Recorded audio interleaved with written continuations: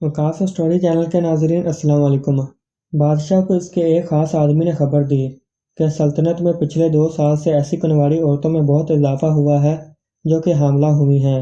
सल्तनत में बदकारी आम हो चुकी है। बादशाह को ये बात सुनकर सर से लेकर पाँव तक पसीना आ गया और वो वश खाकर गिर पड़ा। होश आने पर आदमी ने बादशाह से पूछा कि आपको अचानक क्या हुआ है।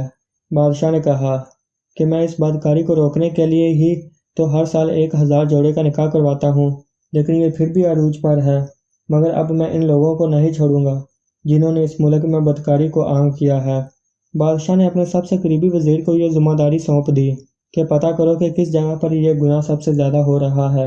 वजीर अपनी पूरी कोशिश के बावजूद भी नाकाम हुआ तो बादशाह ने सल्तनत में अपने जासूस फैला दिए।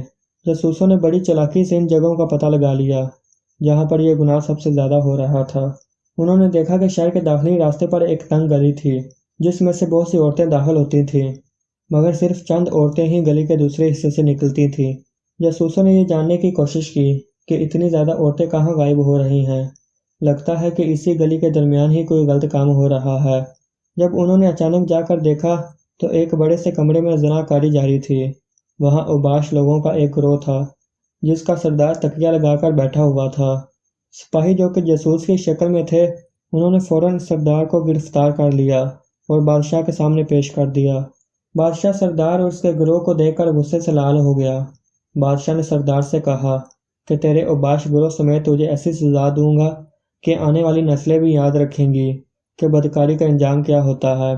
सरदार ने ज़ोरदार कहकहा लगाया और बादशाह से कहा कि हमें मारने से इस मुल्क से कभी भी बुराई का खात्मा नहीं हो सकता, क्योंकि आपके मुल्क में प्यासा खुद कुएं की तलाश में मारा मारा फिरता है। बादशाह ने कहा कि तुम कहना क्या चाहते हो, मैं तुम्हारा मतलब नहीं समझा। सरदार ने कहा कि औरतें खुद ही हमें अपनी तरफ राग़िब करती हैं। इनकी हरकत से हमें मालूम हो जाता है कि कौन सी औरत क्या चाहती है। हमने गली के साथ एक रहाइश गाह बनाई हुई थी। गली में गुजरते हुए जिस औरत का बुराई करने का इरादा होता तो वो अपना पाँव ज़ोर से ज़मीन पर मारती।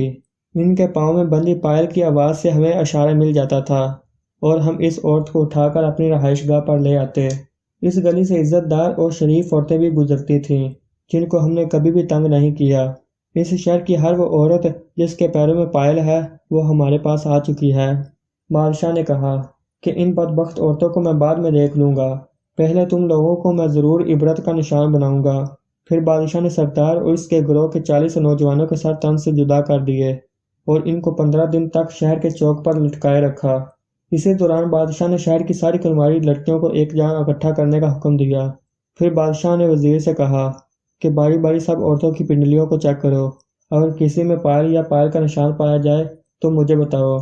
इसके बाद बादशाह ने इन तमाम बदकार औरतों के पाँव काट दिए और वो हमेशा के लिए माजूर हो गईं। इस वाक़े के बाद लोगों में खौफ पैदा हो गया और सल्तनत में इस गुनाह का भी खात्मा हो गया।